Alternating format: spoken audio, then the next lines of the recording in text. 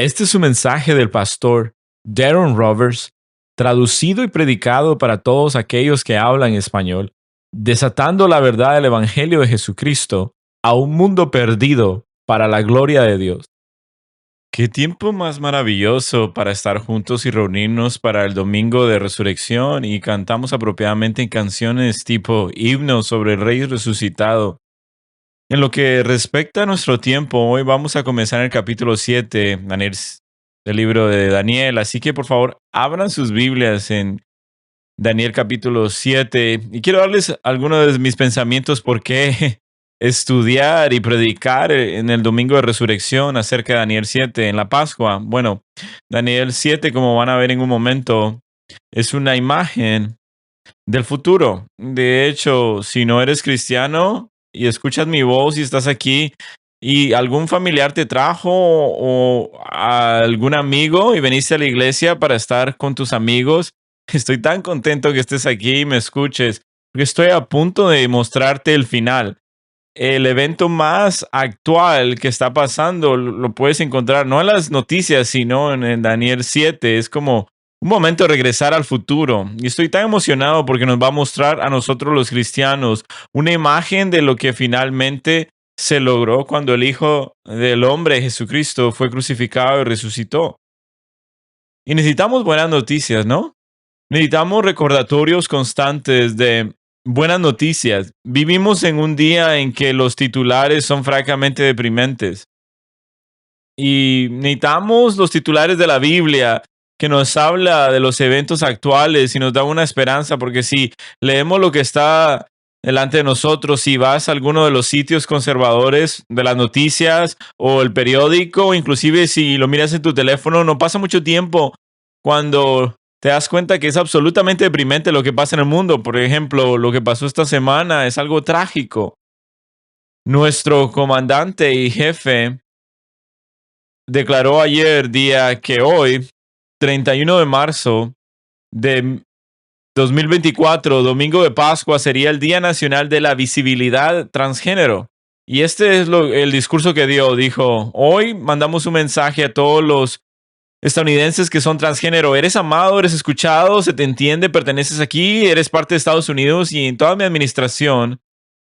Y yo lo respaldamos. Ahora, por lo tanto, yo, Joseph R. Biden Jr., presidente de los Estados Unidos de América, en virtud de la autoridad que me confiere la Constitución y las leyes de Estados Unidos, por lo presente proclamo el 31 de marzo del 2024, el día de hoy, el día que celebramos la resurrección, yo declaro, dice el presidente Biden, el día de la visibilidad transgénero. Y por supuesto, hubo una reacción contraria y muchos se preguntaron en línea si él era un católico y no me pongo feliz, no leo esto con gracia y me burlo y me molesto para nada, sino que mi corazón se rompe por ellos porque van a encontrar a su creador y lo van a estar delante de él y van a tener que pagar por sus pecados si no se arrepienten. Miren lo que hizo el gobernador de Nueva York, Katie Holt, ordenó los principales monumentos estatales que se iluminaran con colores de la bandera transgénero para el domingo de Pascua, incluido las cataratas de Niágara y el One World Trade Center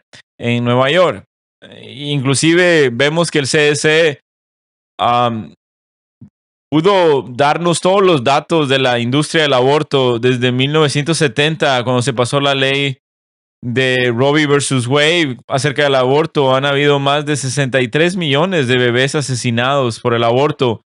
Las ciudades y sus calles están llenas de violencia y estamos quitando la fundación de las instituciones que Dios nos ha dado para castigar la maldad y todos están haciendo lo que les parece mejor delante de sus ojos. Romanos 13 nos dice que hemos que respetar las autoridades y gobiernos.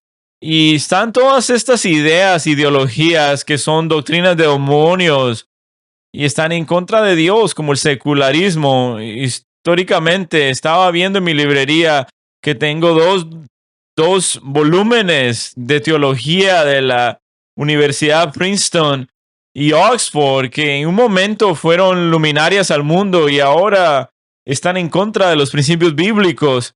Y esos lugares era donde se entrenaban a los pastores y eran los centros teológicos de Estados Unidos. También nos damos cuenta cómo los seres humanos pisotean todo lo que representa la moralidad. Inclusive la Constitución nos da la evidencia tangible de que hay un Dios. Y hoy en día en esta rebeldía quieren desmantelar todo lo que indica lo que es Dios, porque la moralidad refleja su carácter y su santidad. Y nos damos cuenta que cuando la gente está enojada en contra de Dios, no solo quieren mostrar su enojo en contra de Dios, están tan enojados con Dios porque quieren ser como Dios, y si no pueden ser como Dios, quieren desmantelar todo lo que le representa y destruir la imagen de Dios en el hombre. Y esta es la actitud del hombre. Quiero ser como Dios, así que quiero desmantelar y destruir toda imagen de Dios en la sociedad. No es el juicio final, es un tipo de juicio. Juan Calvino dice que cuando Dios quiere juzgar a una nación le da gobernantes perversos. Seguro que lo tenemos el día de hoy. Ustedes dicen, pastor, esta es la introducción más deprimente para el sermón de la resurrección.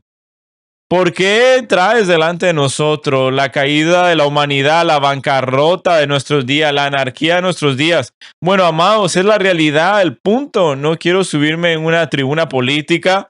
No estoy tratando de que alguien vaya detrás de un partido político. Todos los que están aquí quiero que sean salvos y que sean salvados por Jesucristo. Nosotros les amamos y vas a escuchar la verdad el día de hoy. Mi punto es lo contrario. La razón por la cual quiero ir al capítulo 7 de Daniel y luego al libro de Apocalipsis y luego tener un entendimiento amplio de lo que la resurrección conduce. Porque para los cristianos, amados cristianos en Cornerstone, escúchenme, como nunca antes en la época que vivimos, necesitamos una visión clara del futuro. Necesitamos ver lo que viene. Necesitamos ver que cuando Jesús se levantó de la tumba, ese fue el comienzo de su victoria.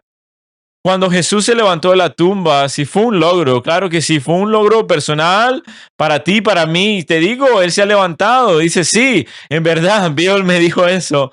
En verdad que se levantó entre los muertos. Nosotros nos regocijamos porque es personal para nosotros.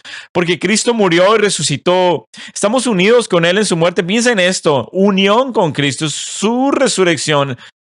Porque Él venció a la muerte. Venceremos nosotros la muerte, venceremos el pecado, conquistaremos el infierno y el juicio. En la resurrección Jesús personalmente se aseguró que cada creyente que pusiera su fe en Él se levantará con Él. Esto es maravilloso. Eso es la naturaleza personal de la resurrección, pero hay un logro definitivo y último, y le llamamos el cumplimiento universal, donde el Hijo del Hombre se levantó, no solo para asegurar personalmente que seamos victoriosos sobre la muerte, sino que está creando un lugar llamado Nuevo Tierra y Nuevos Cielos, y está preparando el tiempo eterno donde finalmente estará abolida la muerte y veremos el final y la seguridad estará ahí con Cristo Jesús, la totalidad de nuestra salvación porque Él venció a la muerte. La resurrección es el símbolo, es la señal a todos los demonios, a todos los ángeles caídos, a todos los pecadores que han vivido una vida en rebelión contra Dios. El final está fijo en un punto en la historia de redención. Jesús ha conquistado la tumba va a establecer un cielo literal y una tierra literal donde no va a haber más lugar para la muerte. Eso es lo que hace el reino de Dios algo diferente. Cuando Él lo establezca, la muerte es abolida. Así que mi esperanza, si puedo lograrlo hoy, y pueden orar por mí también mientras abarco este largo camino. Vemos a Daniel 7, a Jesucristo y su resurrección en el libro de Apocalipsis, la finalidad de este cumplimiento maravilloso. ¿Cómo lo vamos a hacer? ¿Cómo vamos a abordar esto? Bueno, esto es lo que vas a tener que entender. Tienes que sintonizar conmigo. Daniel 7 es el pasaje al que tenemos que ir si vamos a entender la expresión completa de lo que la resurrección logró para los nuevos cielos y la nueva tierra, el reino.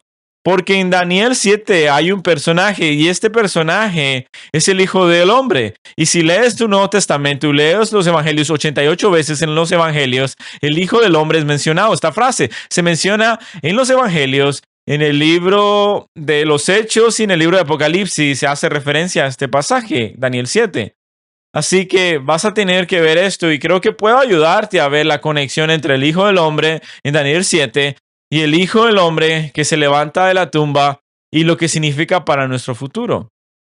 Así que lo vamos a hacer de esta manera juntos. Vas a tener que entrar en profundizar y quiero que te abroches el cinturón un poquito. Si nos estás visitando hoy en el Fondo Teológico, ¿cómo vamos a hacer esto?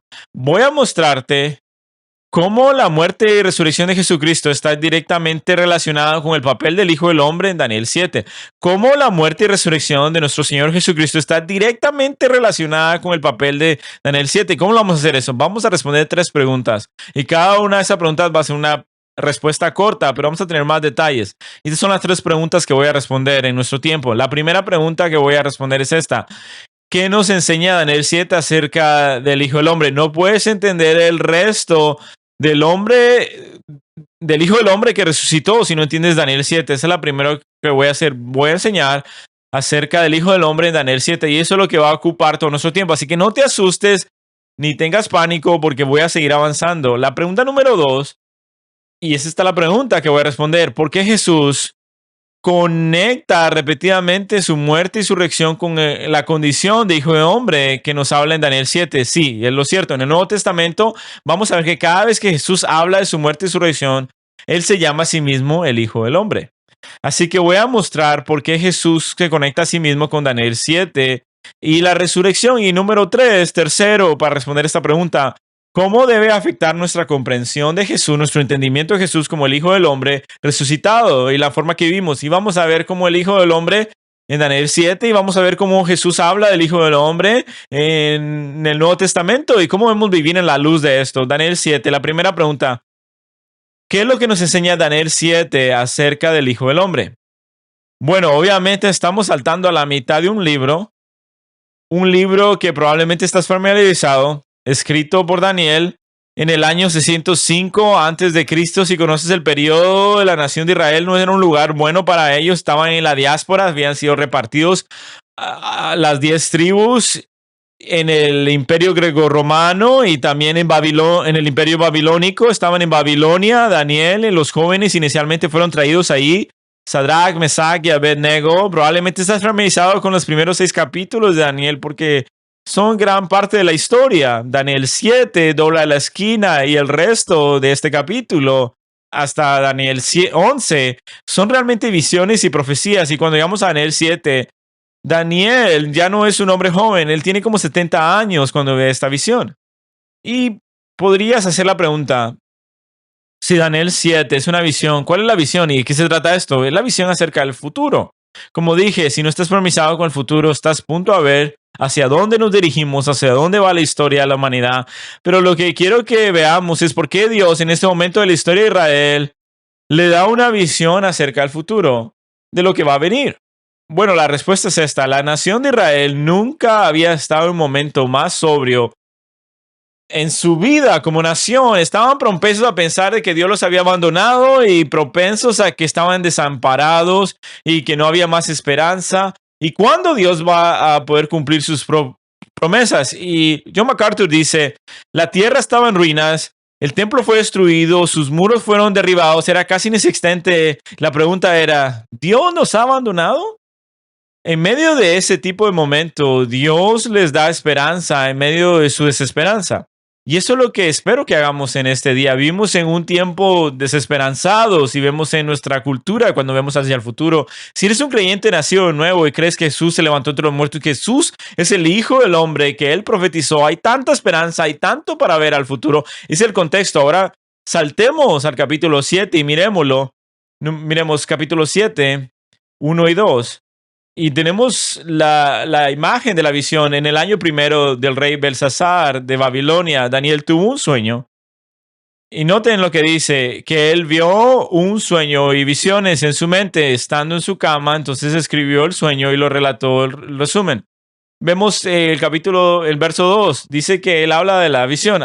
Daniel dijo, miraba yo en mi visión nocturna. Si miramos de cerca este pasaje, dice visiones y sueños. Y se enfoca en la porción de la visión, como dice el verso 2. Las visiones en la escritura son diferentes a los sueños. Los sueños realmente en la escritura, cuando Dios se revela a sí mismo a personas especiales por propósitos especiales, momentos especiales como las visiones. Y usualmente los hace ser espectadores. Una visión es más interactiva. Una visión es como la realidad virtual. como un comentarista dice, los sueños son eventos pasajeros, las visiones son realidades virtuales, son interactivas.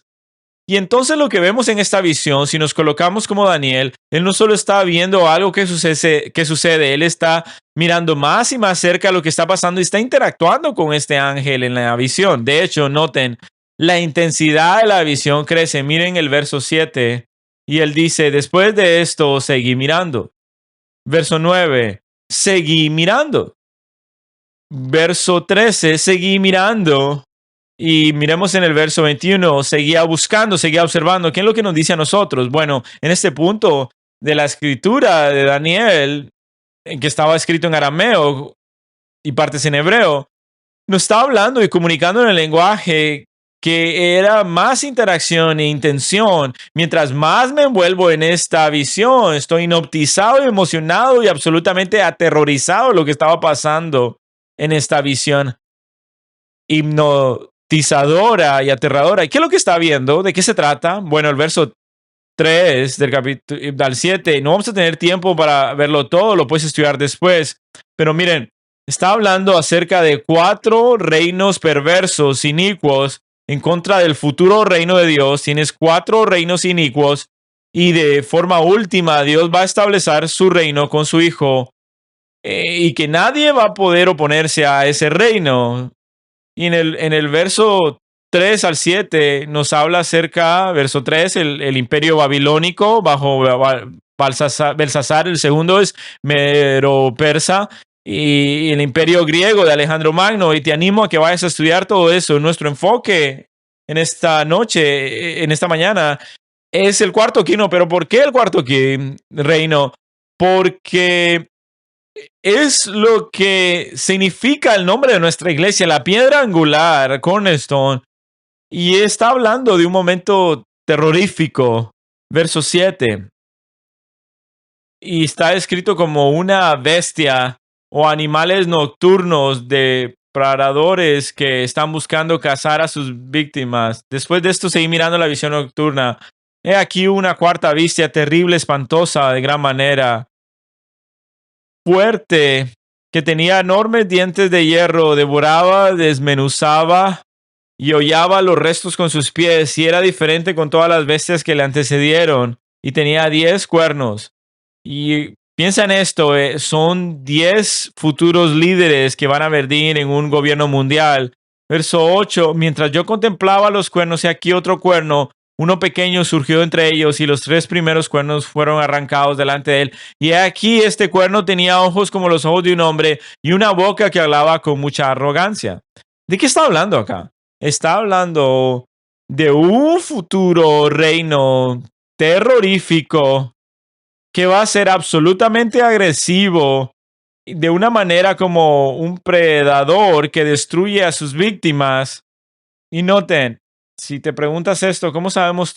Miremos el verso 15, y él lo explica, ese cuarto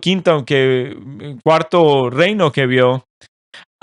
Por mí, Daniel, se me angustió por dentro el espíritu y las visiones de mi mente me seguían turbando. Y Daniel decía, cuando yo miraba este reino, cuando miraba al futuro, cuando miraba lo que venía contra el pueblo de Dios, me tenía nervioso, me tenía preocupado, me tenía miedo. Me parece el más perverso gobierno mundial con multitud de líderes. El anticristo Satanás tenía poseída a este hombre. Daniel decía, yo estaba perturbado. Noten, verso 16, me acerqué a uno de ellos cuando estaba ahí y le pregunté al ángel y preguntarle el significado de esto. Ahora él está comprometido, está sumergido en la visión, está preguntando, ¿qué significa esto? ¿Qué es esta criatura? ¿Qué es lo que significa para el pueblo de Dios, para los judíos? Pasemos al verso 19. Entonces, quise saber la verdad acerca de la cuarta bestia, que era diferente de todos los demás, y era grande y terrible, y con sus dientes de hierro y sus garras de bronce, que devoraba, desmenuzaba y hollaba los restos con sus pies. Y ahora miremos el verso 20. Miren lo que va a decir. Este líder satánico, anticristo, que tenía un liderazgo demoníaco, y tenía todos estos líderes alrededor de él, una forma de poder mundial, un gobierno global mundial. Dice acá que los 10 cuernos, los líderes, estos eran los líderes que mencionó antes, esta cabeza y otro cuerno subió con él.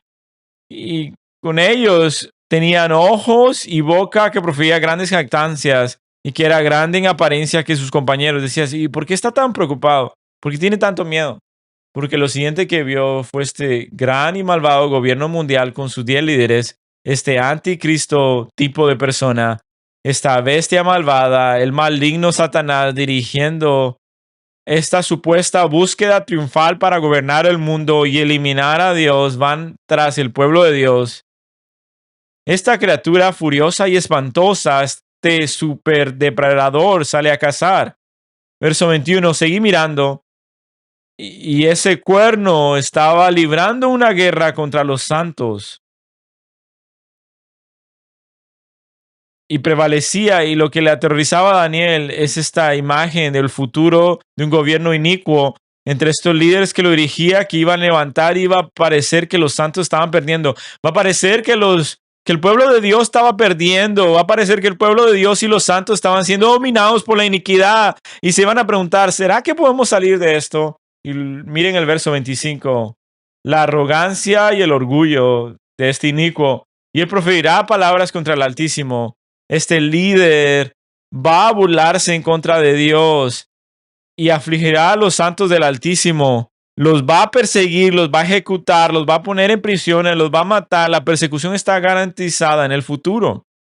Y él tendrá la intención de hacer alteraciones en los tiempos y en la ley. Ahora vemos ambos dolores de parto acerca de esto. Y luego lo entregará en la mano por un tiempo. El tiempo y un tiempo y medio es 3.5, pero es para otro sermón. ¿Y qué es lo que está parando todo esto? ¿Qué está parando en el futuro un gobierno inicuo que va a destruir al pueblo de Dios? Si la iniquidad de los hombres y de Satanás se va a levantar en contra del pueblo de Dios, no es una fantasía, amados. Esto es una visión clara del futuro que inclusive está en el libro de Apocalipsis. ¿Qué es lo que lo detiene?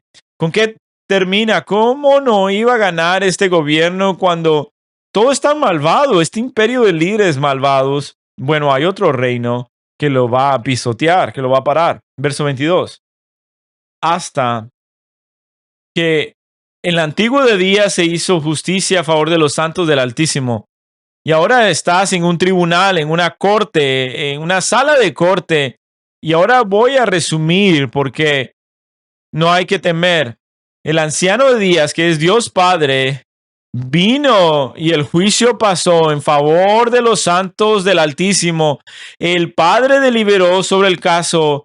Como juez encontró culpable a los malvados y encontró a los santos inocentes y los va a aplastar. Fíjense que es el Altísimo, el más alto. Y el tiempo ha llegado que los altos tomarán posesión, fíjese, en el reino. Y luego, verso 26. En la escena del tribunal de Dios se sentarán para juzgar y su dominio les será quitado, aniquilado y destruido para siempre. Verso 27. Y la soberanía, el dominio y la grandeza de todos los reinos debajo de todo el cielo serán entregados al pueblo de los santos del Altísimo. Su reino será un reino eterno y todos los dominios le servirán y le obedecerán. Y eso es bastante para poder absorber. Miremos esto. Estos reinos naturales y terrenales en el futuro de una forma diversa se van a juntar en un tipo de concilio y va a haber toda esta maldad e iniquidad. Pero el tiempo va a venir donde el Rey de Reyes, el Señor, el antiguo de los días, el anciano de Dios, van a destruir esto y lo van a parar por completo. Y un verdadero reino va a ser establecido, verso 27, y el dominio va a ser en ese reino y la grandeza de Dios. Y si tú estás en ese texto, en el verso 27 como creyente, los santos de Dios, del Altísimo, van a reinar con él. Los ciudadanos de la ciudad celestial, ¿cómo el futuro de este reino se va a levantar en contra del pueblo de Dios? ¿Y cómo va a parar? ¿Por qué no gana? Bueno, estoy a punto de hacer el caso, argumentar, porque el antiguo de los días, el anciano de los días, Dios Padre va a coronar al Hijo del Hombre. Este Hijo del Hombre va a cumplir su misión y va a morir, a resucitar y a conquistar la muerte y luego se va a estar preparando un reino y va a regresar y a destruir con el poder de su boca. Miren cómo pasa. Verso 9. Regresemos al texto. Y esto es como todo sucede. Este es tu futuro. Este es el evento actual. Léelo como tu reportaje de noticias.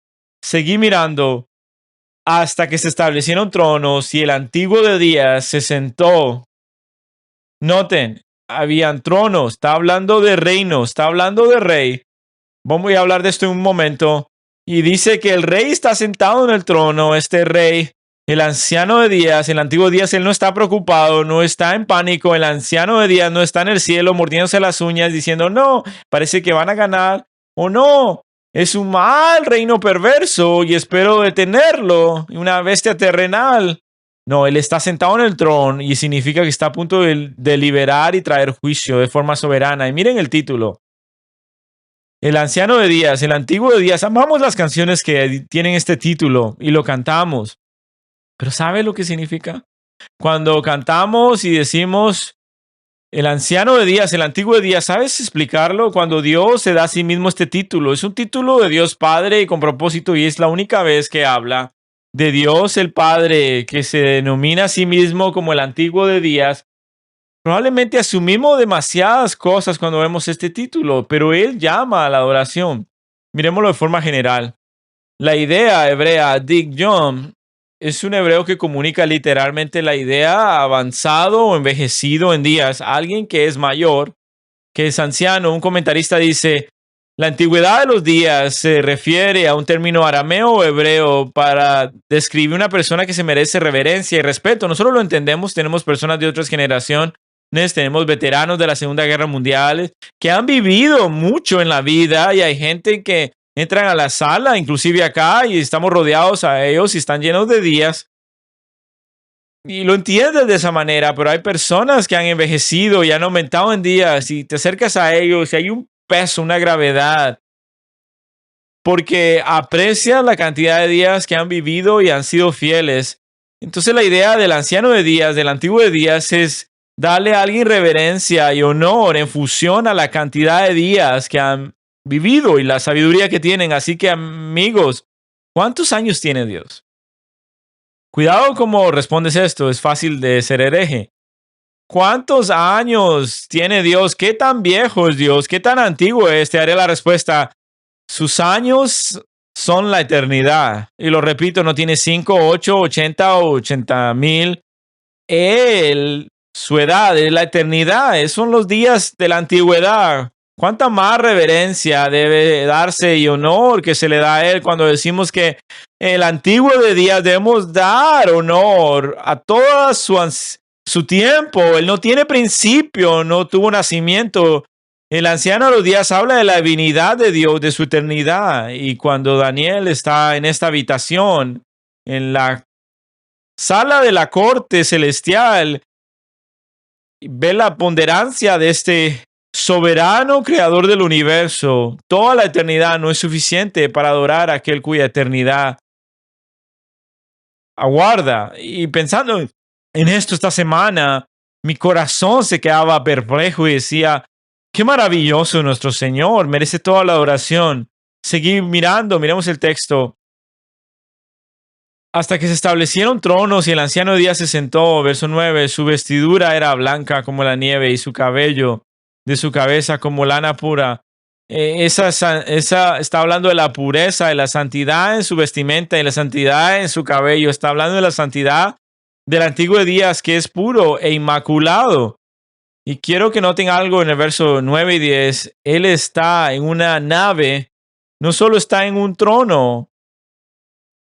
Miren 9 y 10. Su trono ardían llamas y sus ruedas ardían con fuego. El fuego habla del juicio, habla de la venganza. Tiene este Dios santo, el antiguo de días, de la eternidad a la eternidad, sentado en su trono, listo para librar juicio, y fuego y llamas se escupen de él, y tiene como ruedas. ¿Y sabes por qué es esto? Porque él no está inmóvil, él se mueve, el trono se está moviendo, no está paralizado, pero las ruedas están llenas de fuego y las flamas están corriendo, siendo eyaculadas hacia afuera. Y nos está hablando del juicio de Dios. Verso 10. Y un río de fuego corría.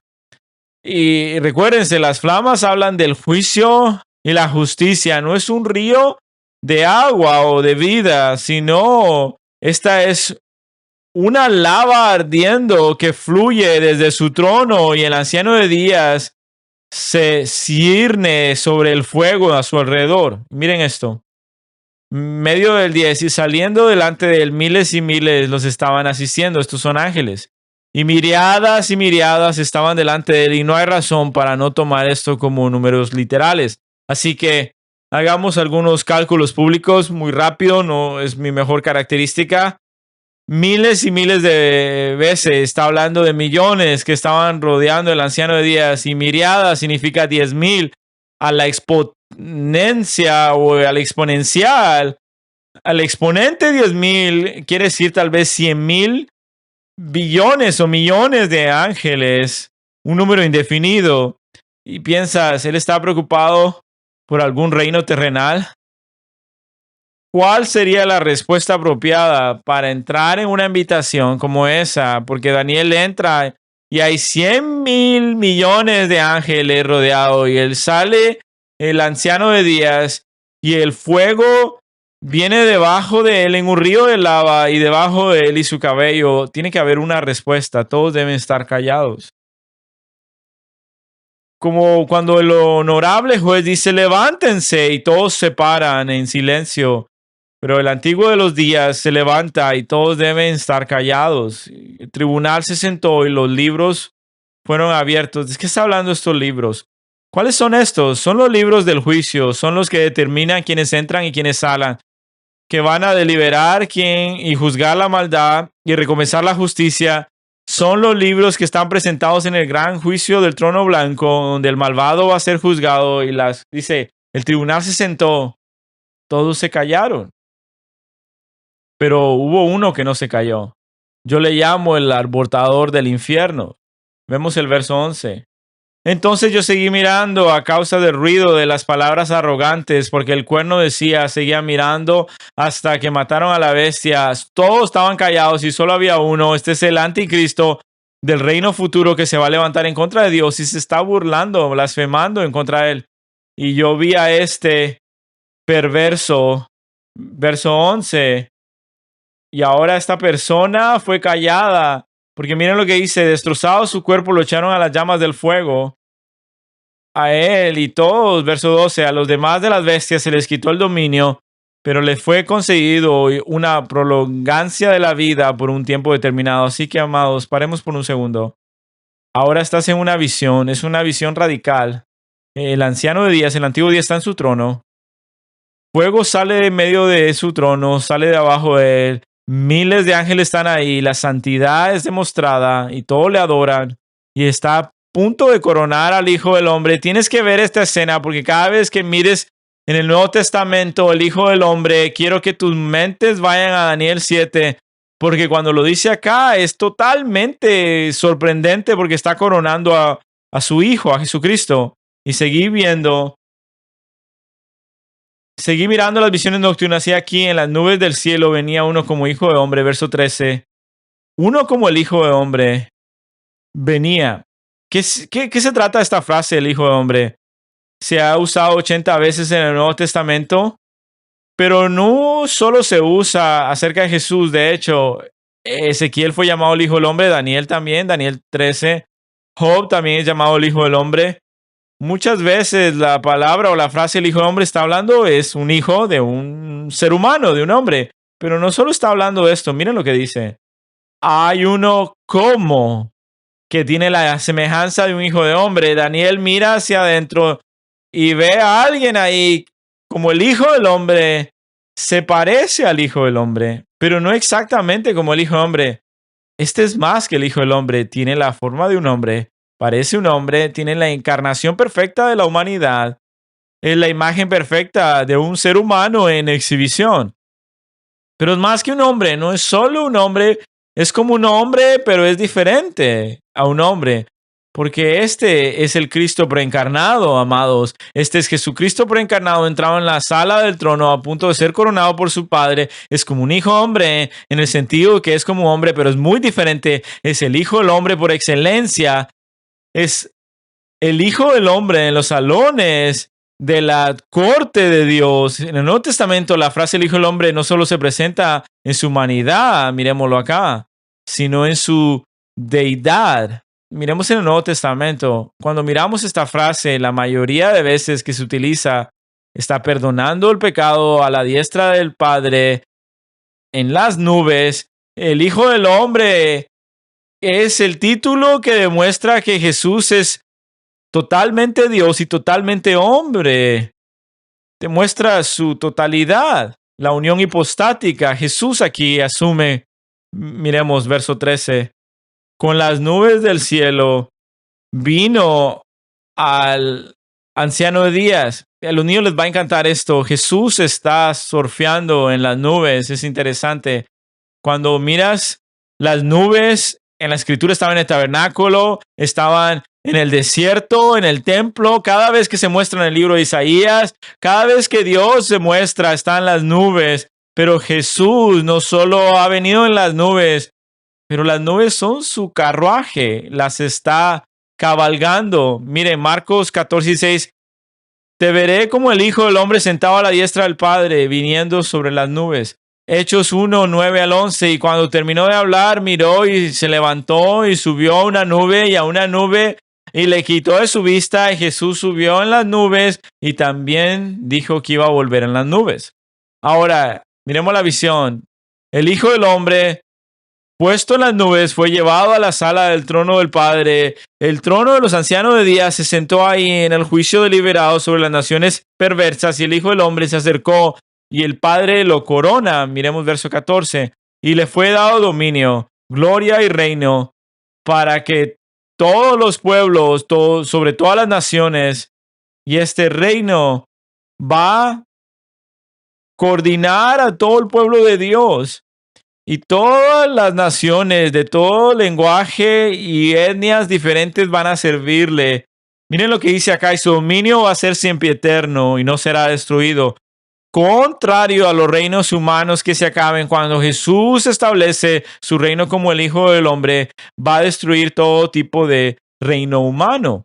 Amados, no puedo resistir. Quiero que vayamos a Apocalipsis. Vamos a estar acá solo por un momento, pero sabes que la visión en Daniel que él acaba de ver acerca del Hijo del Hombre es la visión que Juan miró en el libro de Apocalipsis. Juan está viendo un lado de la visión y Daniel está viendo la otra del lado de la visión. Daniel no está informado porque el Salvador, el Hijo del Hombre, no ha muerto y se ha levantado entre los muertos. Juan ve la totalidad de la visión porque ve a Jesucristo crucificado y resucitado, como este pastor John dice, esto lo separa a los dos, es como 100 millones de ángeles. Pero lo que quiero que vean muy brevemente es que cuando vemos en Apocalipsis, que incluso vemos cantar al final de este servicio, cuando ves al Cordero que fue inmolado, Juan está mirando la misma visión que Daniel miró, porque él está teniendo la visión completa del Hijo del Hombre resucitado. Miremos al capítulo 1, verso 13. Noten a quién encontramos. En medio del candelabro y vio a uno como el Hijo del Hombre. Eso es Daniel 7 en Apocalipsis 1 y no podemos resistir. Vamos al capítulo 5 y va a sonar muy familiar. Vemos nubes, fuegos, los tronos. Y noten, capítulo 5 de Apocalipsis. Y en la noche, que sentado en el trono, se abrió dentro de él. Dice, ¿quién es digno de abrir los sellos? Y nadie en la tierra o debajo de la tierra fue hallado digno. Es lo que vimos en Daniel. Dios Padre tiene un libro de juicio, y en el libro de Apocalipsis dices, ¿quién puede abrir esto? ¿Y quién va a traer el juicio? Verso 4. Y yo lloraba mucho porque nadie había sido hallado digno de abrir el libro ni de mirar su contenido. Entonces uno de los ancianos me dijo, para de llorar. Mira, el león de la tribu de Judá, la raíz de David, ha vencido para abrir el libro y sus 7 sellos. Y miré y vi entre el trono, suena familiar, y vi las 4 seres vivientes y los ancianos y el cordero de pie como inmolado. Este es el Hijo del Hombre resucitado. Y tomó el libro de la mano derecha, él se estaba sentado en el trono, y los 4, los ancianos y los seres vivientes se arrodillaron y cantaron, y miremos aquí también las oraciones de los santos, y cantaron una nueva canción diciendo, tú eres santo de tomar el libro. Este es el libro que me diste en Daniel 7. El Hijo del Hombre no lo es el que lo toma. ¿Y por qué él tiene la capacidad de tomar el libro y traer el juicio? ¿Por qué Jesucristo hace esto como el último y el primordial Hijo del Hombre? Porque tú fuiste entregado, fuiste molado y entregaste tu sangre y compraste para Dios a gente de toda tribu, lengua, pueblo y nación. Verso 12. Y cantaban con una voz, a gran voz, el Cordero fue inmolado, digno es de recibir el poder, la riqueza, la sabiduría, la fortaleza, el honor, la gloria y la alabanza. Debo parar ahí. Debemos parar a este punto, porque esta es mi primera pregunta. Y este es el problema de poner 4 sermones en uno. Lo que quiero que entiendas, cuando vamos a tomar más pasajes y terminamos con esto, la escena en Apocalipsis 5, Apocalipsis 7, Apocalipsis 9 y Apocalipsis 21 y Daniel 7, y es que va a haber un aumento de anarquía e iniquidad y la rebelión, y van a ser hombres y personas malvadas que se levantan contra el pueblo de Dios, y el pueblo de Dios puede llegar a un punto en el que podría desesperarse y perder la esperanza, desanimarse. Y lo que estamos viendo en las escrituras es que necesitamos recordar que el Hijo del Hombre prometió que el que gobernaría en los nuevos cielos y en la nueva tierra y en el reino fue también el que fue crucificado y resucitado. Veamos eso por un momento. La segunda pregunta. Necesito que mires a Daniel como el Hijo del Hombre en Daniel 7. Ahora, ¿por qué Jesús casi siempre conecta su muerte y resurrección con su condición del Hijo del Hombre? Te voy a leer algunos pasajes, solo escucha. Escucha cuántas veces Jesús conecta su muerte y su resurrección y su condición de hijo como estado del Hijo del Hombre. Marcos 10:45. El Hijo del Hombre no vino a ser servido, sino a servir y a dar su vida. Esta es la muerte y resurrección. Mateo 17:22. El Hijo del Hombre está a punto de ser entregado en manos de los hombres. Su muerte. Mateo 12:40. Como Jonás estuvo 3 días y 3 noches en el vientre del gran pez, es decir, el Hijo del Hombre está 3 días y 3 noches. Mateo 20:18-19. El Hijo del Hombre será entregado sobre los principales sacerdotes y será escribas, y condenarán a muerte, y será entregado sobre los gentiles, y será crucificado y resucitará una y otra vez. Constantemente se presenta a sí mismo como el Hijo del Hombre de Daniel 7, cuando él sea crucificado y se resucite y sea resucitado. No, Marcos 14, es por eso que lo mataron, porque él dijo que él era el Hijo del Hombre de Daniel, capítulo 7. Miremos acá. Y por eso es que lo mataron. Lo mataron porque dijo que era el Hijo del Hombre. Escuchen, cada vez, uno de los judíos que él habló, cada persona donde él estuvo y él afirmó que era el Hijo del Hombre, su mente se apresuraba a decir que era el Hijo del Hombre de Daniel 7. ¿Cómo te atreves a decir eso? Decían ellos. Es el Mesías, el Salvador. Es exactamente quien yo soy, dice Jesús, pero la manera en que voy a conquistar la muerte, la rebelión, el pecado, la maldad es diferente de lo que tú quieres que haga, porque como hijo de hombre en realidad voy a morir y resucitar y terminar con la muerte, la capacidad de conquistar esto para siempre. Miremos Marcos 14, verso 60. El sumo sacerdote se puso de pie y se acercó y le preguntó, Jesús, ¿sabes qué respuesta? Estos hombres están testificando contra ti. El que guardó silencio, y el sumo sacerdote lo interrogaba y le decía, tú eres el Cristo, el Hijo del Santo. Tú eres el Hijo del Bienaventurado, el que prometió la línea de David, el bendito Salvador. Y le dijo, yo soy. Y tú le verás, ¿qué es lo que dice verso 62? El Hijo del Hombre sentado a la diestra del Padre, viniendo en las nubes del cielo. Él desgarró el sumo sacerdote su ropa y dijo, no tenemos nada más que decir, miremos, lo hemos presenciado, has blasfemado, porque ellos entendieron que él les estaba indicando que era el Hijo del Hombre, Daniel 7. Y esta es la pregunta para ti. ¿Por qué Jesús conecta constantemente su muerte y su resurrección con su condición del Hijo del Hombre? Y esta es la razón. Si has estado conmigo todo este tiempo, te felicito. Gracias por estar conmigo. El reino en el futuro que todos gobernaremos y reinaremos tiene una singularidad. ¿Qué es esto? Es un reino de vida eterna, es un lugar donde la muerte ya no existirá. Apocalipsis 21:4 dice, un nuevo reino, los nuevos cielos y la nueva tierra es un lugar donde toda lágrima será enjugada y no habrá más dolor ni pecado, será borrado. 1 Corintios 15 dice que en la resurrección que resulta en el reino, los creyentes en el cielo tendrán y dirán, ¿dónde está, oh muerte, tu aguijón? ¿Dónde está tu victoria? La muerte fue vencida y conquistada en la cruz. Y está la resurrección. ¿Y por qué esta conexión con el Hijo del Hombre? Y esto es lo que quiero ampliar, la adoración y la resurrección. La resurrección de Jesucristo fue el logro para todos nosotros de vencer la muerte y el pecado en la tumba individualmente, pero ese es el comienzo. Ese es el comienzo de la muerte final. La resurrección envió un mensaje a la muerte de que nunca puede tener victoria sobre ninguna alma individual y de forma última instancia la resurrección del Hijo del Hombre garantiza, porque Él resucitó, porque tiene el poder de resurrección, ha establecido un futuro reino de nuevos cielos, nueva tierra, donde no va a haber muerte durante toda la eternidad. Lo que Él conquistó en la cruz no solo fue el logro individual, sino que aseguró el reino del Hijo del Hombre reinará y la muerte no estará presente porque Él venció la muerte en la resurrección. Como el Hijo resucitado está preparando el estado eterno donde la muerte no puede tocarle. Amado, la razón por la que Jesús sigue diciendo, estoy muriendo como el Hijo del Hombre, estoy siendo resucitado como el Hijo del Hombre, porque está señalando, crees esto aquí y te alegras que Jesús murió por tus pecados, regocíjate que te haya salvado, cruzaste la barrera y estarás unido con Él, pero escucha esto, viene un día en que el Hijo del Hombre va a venir y porque Él ha vencido la muerte y el pecado, todo lo que queda en este globo que tiene el efecto de pecado lo va a destruir.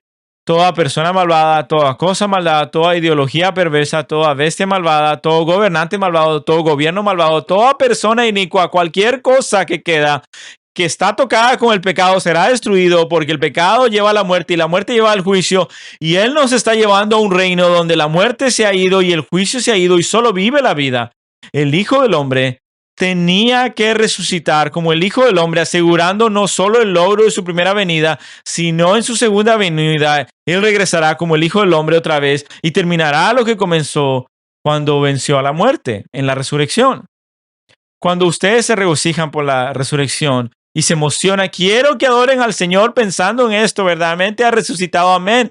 Quiero que digan qué tan felices están y le digan feliz día de la resurrección, pero también quiero que pienses que Él aseguró como el Hijo del Hombre que en el futuro iba a reinar y que tú vas a reinar con Él. ¿Por qué? Porque en Daniel 7, el antiguo de los días, el anciano de días, coronó al Hijo del Hombre y el Hijo del Hombre hizo su trabajo, Él murió y resucitó. Y el Hijo del Hombre finalmente se ocupará de todas las maldades que quedan. Si estás acá y tú no eres un creyente y no estás visitando y tú estás categóricamente malvado, vives en incredulidad, ¿qué vas a escuchar el futuro? El Hijo del Hombre resucitó y venció a la muerte. Y si hay algo más en esta tierra, algún pecado lo va a destruir y te va a destruir a ti. Y si no te arrepientes, va a traer una nueva tierra y un nuevo cielo. Si el rey se va a sentar en el trono, ya no se mueve ese trono lleno de la luz y las luminarias del mundo y el pueblo morará con él. Así que los creyentes, nuestro himno, nuestro canto es, ¿dónde está, oh muerte, tu victoria? ¿Dónde está, aguijón,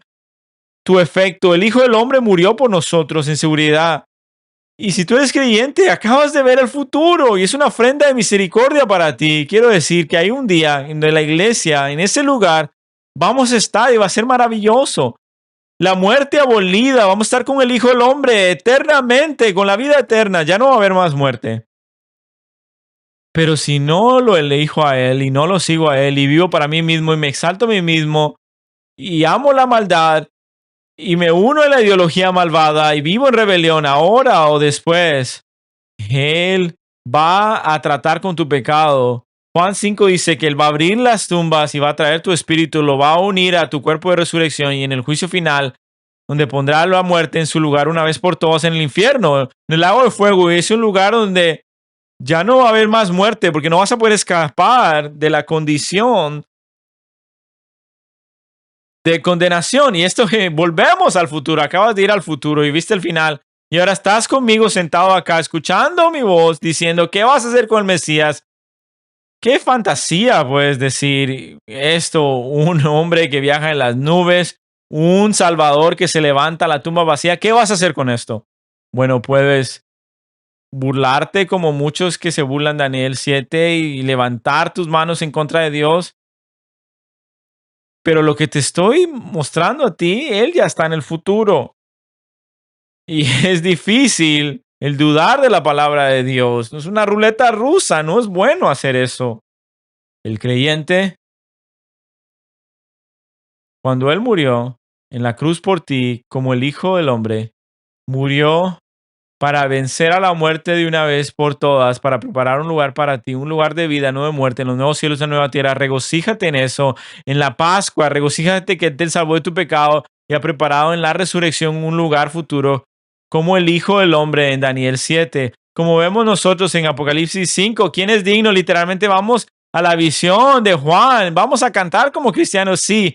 Estoy tan contento y eres el único que merece la oración.